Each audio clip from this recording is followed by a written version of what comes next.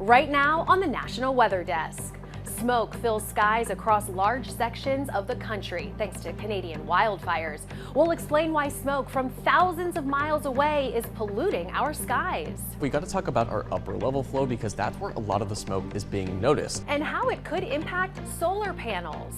The lighter the cloud coverage, the more solar production you're going to produce. We're also tracking the first disturbance of hurricane season and a large plume of dust from the Saharan desert heading for Florida. Meet the chart-topping band that's using its platform for climate action. Every single city had its own specified local action. Plus, hikers run for their lives after a volcano erupts around them and the northern lights make an appearance but leave some people disappointed. From our nation's capital, this is the National Weather Desk. Good morning and welcome to the National Weather Desk. I'm meteorologist Eileen Whalen. Well, dozens of wildfires are burning out of control in Canada. As firefighters work to put them out, plumes of smoke are drifting thousands of miles into the U.S. This is what it looks like on the ground in Saskatchewan, where smoke-filled skies are an orange-brown color. 25,000 people across 2 provinces have been evacuated. But the smoke isn't just staying in Canada. This satellite time-lapse clearly shows the smoke coming into the United States, even as far south as northern Florida. And that means bad air quality for millions of Americans. Northern Minnesota has the worst air quality, followed by the upper Midwest and Great Lakes. But alerts stretch across much of the eastern half of the country today, and they will likely continue into tomorrow as well. Meteorologist Noah Hawk explains why the smoke is drifting so far away from those fires. Over the last couple of days, some of us here in the United States have been experiencing some smokiness from some of those wildfires up in Manitoba, Canada. But here is that setup as to why we're seeing some of that smoke. So first off, we got to talk about our upper level flow because that's where a lot of the smoke is being noticed. Right now we have an upper level ridge, otherwise known as a high pressure, sitting up just over South Dakota. And it's going to be bringing that clockwise flow that's going to reach up into Canada and bring that smoke right back down here into the United States. Now it's predominantly going to be over the Midwest and even into parts of the South, so places like Chicago, Memphis, and even down here close to Macon. Now over the next couple of days, it's going to be pretty prominent across those skies, and it is going to unfortunately impact air quality before it starts to begin to alleviate as we head into early Wednesday. But one cool fact about all this smoke is that some of your sunrises and sunsets are going to look a lot more vibrant. All that wildfire smoke could affect the efficiency of solar panels. Meteorologist Sarah Converse has more from Ohio, which is also experiencing the haze. Wildfire smoke can impact our temperatures, air quality, and even solar energy. Over here on this side of the roof. I spoke with co-founder of Gold Path Solar, Jake Tribiano, about how the smoke can impact commercial solar panels or the ones you have on your home. When we had the big fires, smoke coming down from Canada in 2023, you could see that June production was less than it was in any other June that we've had recently. So that's really kind of where you see it when you're looking at more of an aggregate in longer situations. Location and thickness play a role on how much energy is produced. Very similar to clouds. The lighter the cloud coverage, the more solar production you're going to produce compared to like a very dark, gloomy, cloudy day. So it's the same thing with wildfire smoke. For example, in 2020, solar production dropped as low as 30% from wildfires in California, according to the National Center for Atmospheric Research. No matter what the environmental elements are going on, there will be still some sort of solar production. It just won't be as much as on a clear sky day. We're tracking the tropics on this third day of Atlantic hurricane season. The National Hurricane Center is closely watching the first disturbance of 2025, an area of low pressure off the southeastern coast. But here's the good news. The area only has a 10% chance of developing into a storm. And even if it does, it's expected to remain offshore and not pose a threat to the U.S. Well, then there is the massive Saharan dust cloud moving from Africa heading towards Florida. Now, right now it stretches over 2,000 miles across the Caribbean. These pictures come from Puerto Rico, where you can see how the dust turns skies hazy and dark. Just like wildfire smoke, it's bad for your health, leaving people sneezing, coughing, and watery eyes. That cloud continues its western march, hitting Florida, Louisiana, Alabama, and Mississippi later this week. However, plumes usually lose most of their concentration in the eastern Caribbean. And then there's the threat of severe weather today. The Storm Prediction Center issued a 2 out of 5 alert for 16 million people who live in the area, stretching from eastern Illinois to central Texas. That includes Dallas, Oklahoma City, and Kansas City. Damaging winds and large hail are the primary concerns. Scientists have a new warning about the effects of climate change on the world's glaciers. They estimate glaciers will lose nearly 40% of their mass relative to their size 5 years ago, and nothing can be done about it.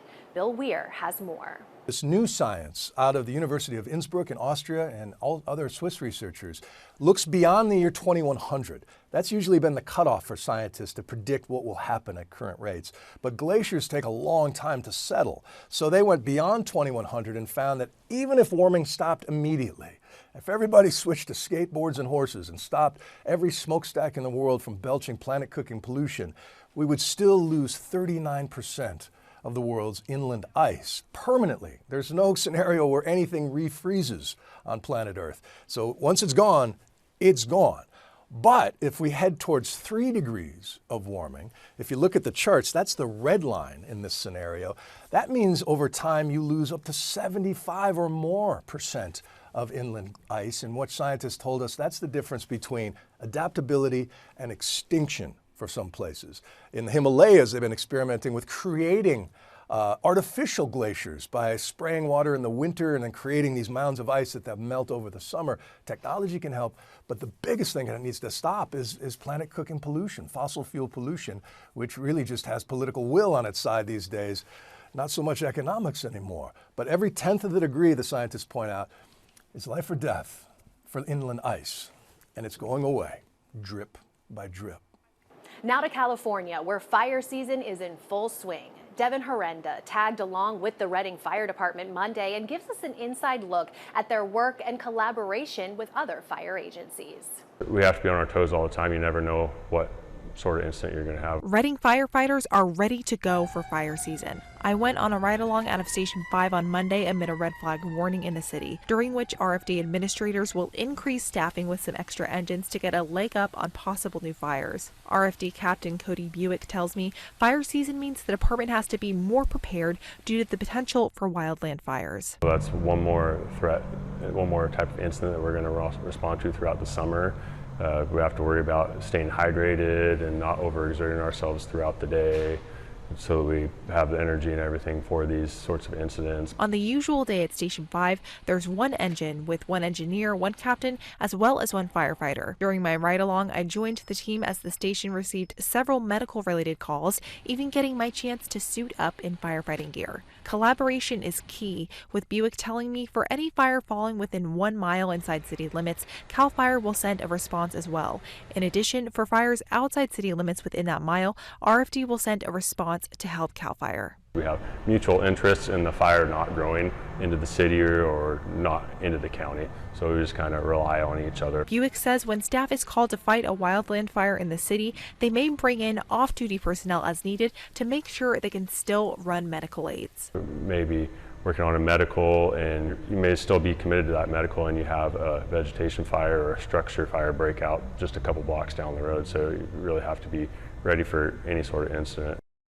If you follow us on TikTok or Instagram, you already saw this video posted yesterday. It shows tourists running away from Italy's Mount Etna. The volcano erupted yesterday, sending gas and ash 21,000 feet into the sky. Now, thankfully, it appears no one was hurt or killed. Mount Etna has a long history of noted eruptions dating back to 1500 BC. Well, the northern lights were visible again last night over several states. Now, these images come from Alaska and Washington state. The lights are the result of a geomagnetic storm over the weekend. Now, forecasters expected the aurora to be visible over a large portion of the U.S., but only northern states got a view. Scientists at the Space Weather Prediction Center say that's because the solar storm weakened. And coming up on the National Weather Desk, we'll tell you about the indie pop band that's using the stage to inspire climate action.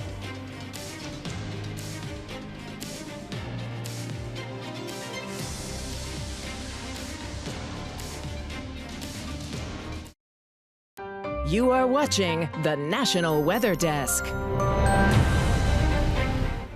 Last weekend marked 40 years since one of the deadliest tornado outbreaks in United States history. The location of the tornado is what made it so deadly.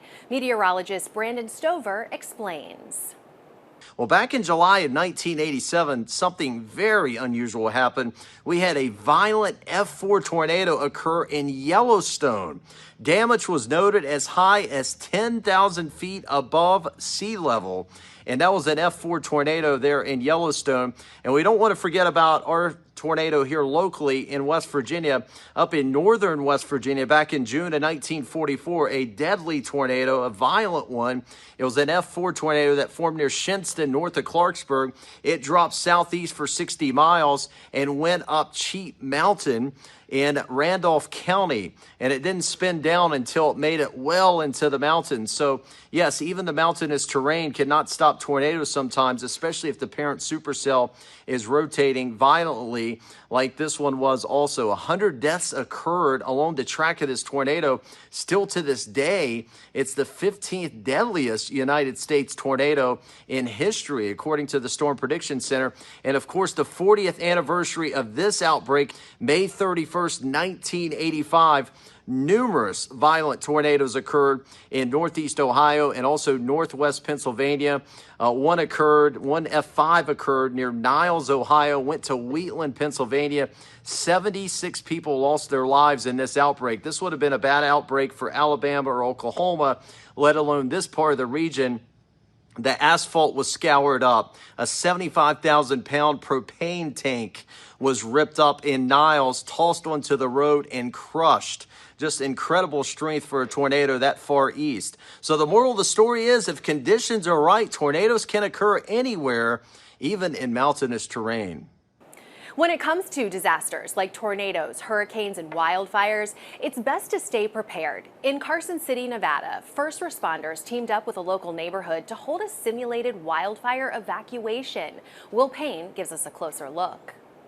Carson City resident Cliff Fitterer only moved to the area 4 years ago, but the recent devastation from the Davis fire and Los Angeles blazes had him asking all the important questions. Are we really prepared? Do we know what to do? Does the alert system in Carson City work? How is multi-agency coordination going to work? So the president of the Lakeview Property Owners Association decided to connect with Carson City first responders and run a unique drill with his neighborhood. Starting at 9 a.m., Lakeview residents received this text message, and then some voluntarily left their homes, evacuating to the Carson City Community Center, all for a wildfire response simulation. Meanwhile, a few blocks away in a Western Nevada college parking lot, Carson City Police, Fire, and the Sheriff's Office worked to coordinate the needed response to a simulated fire that was rapidly progressing toward the community, all while addressing the evacuation needs of individual homes. Among the 100-person crew was Carson City Fire Chief Sean Slayman, who said that practice makes perfect. We're blessed to live in a beautiful area, but with that beautiful area comes a huge threat of wildland fires, as well as other assorted emergencies. And the more we can train, the more we can practice, the better we'll identify things that went wrong and how we can prevent that, and the more we'll reinforce the things that went well. Fitterer said the simulation received plenty of positive feedback from his neighbors, and that it was critically beneficial to the city. You really do need to be prepared, because when there's a real event, you might get an alert, you might get a warning, and then you might have to go. In Carson City, Will Payne reporting. We're all reminded never to leave children or pets unattended in a car, especially as temperatures rise. But health and safety officials warn this danger can occur even when outside temperatures are not extreme. Devin Herenda reports. The warm weather has its health risks, like the potential for heat-related illness from being in hot cars. Leaders with the National Highway Traffic Safety Administration say heat stroke in hot vehicles led to the deaths of almost 40 children in 2024 alone. Julie Howard with Shasta County Health and Human Services Agency tells me you should never leave any person or pet in a car, saying shade or windows being rolled down does little to decrease the temperature. It can be less than 70 degrees, or having someone in the car for 10 minutes and it can become dangerous. You can also place a personal item like a purse or a briefcase by your child to remind you that they're there. Jane Terry from the NHTSA tells me a caregiver getting out of their normal routine can increase the chances of heat stroke deaths, advising to always look before you lock. She says kids' bodies regulate temperatures differently than adults, making them more vulnerable. Their temperature, body temperature, can increase at a rate or much faster than adults. That means when they are left in an enclosed space like a vehicle, their internal body temperature is going to rise very quickly and can be fatal. AJR is an indie pop band that has been topping Billboard charts and filling up arenas. But what you may not know is that their bass player is a climate scientist. Emily Gracie recently sat down with Dr. Adam Met to learn about how the band has been using their stage to inspire climate action. I looked at how we built this fan base. And when I'm talking about the fan base, I'm talking about AJR, I'm talking about the band. This approach to how we used all of these different strategies to grow a fan base. And I said, okay, what if we could do the same thing, but for the climate movement? Okay, so it feels so big. You're one person. What can you do? The real impact is, and I know this sounds strange, but voting in local elections. Those people that you're putting in office at the community board level, at the city level, at the state level, those people have the decision-making power of where we're building new petrochemical plants, of what our recycling programs look like, of how we're decarbonizing neighborhoods at a time as opposed to individually. When you personally are going to each city to perform, do you find yourself learning more about the local communities and how they're impacted by climate change and then talking about that on stage? Absolutely. So every single issue that we had on site was a local issue. I'll give you an example. So in Phoenix, we got there, it was 109 degrees that day in Phoenix. The action that we had on site was a petition to get FEMA to designate extreme heat as an emergency, so funds would be unlocked for extreme heat. First of all, it's crazy to me that FEMA doesn't designate extreme heat as an emergency. It absolutely should be, but on that day, we got thousands of people to engage because they were like, oh, extreme heat, it's 109 degrees out.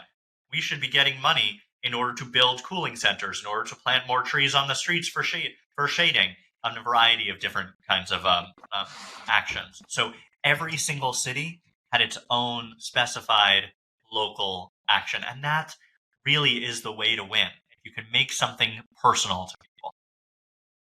Well, if you're a fan of AJR's music, or if you want to hear more about how to get started in climate activism, listen to this week's episode of our podcast, Off the Radar. You'll hear a lot of great information woven in with music throughout the entire episode. Find Off the Radar anywhere you listen to podcasts.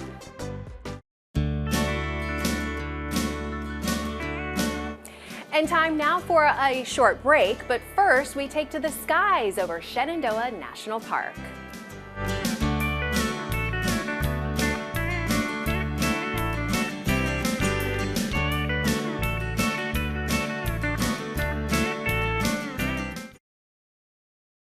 You are watching the National Weather Desk. Well, as we mentioned earlier, wildfire smoke from Canada is reducing air quality across the United States, and it's expected to continue through the week. Meteorologist Eric Kostreva explains what to do if air quality gets worse in your area. Typically, we see the good air quality index. That's the green, and that's where no precautions really need to be taken. Once we get into that moderate category, a small number, especially those that are particularly sensitive to those more significant air quality issues, may have a few health concerns, and it might be best to wear a mask or stay inside. Then we get into more of that unhealthy for some to unhealthy for all categories.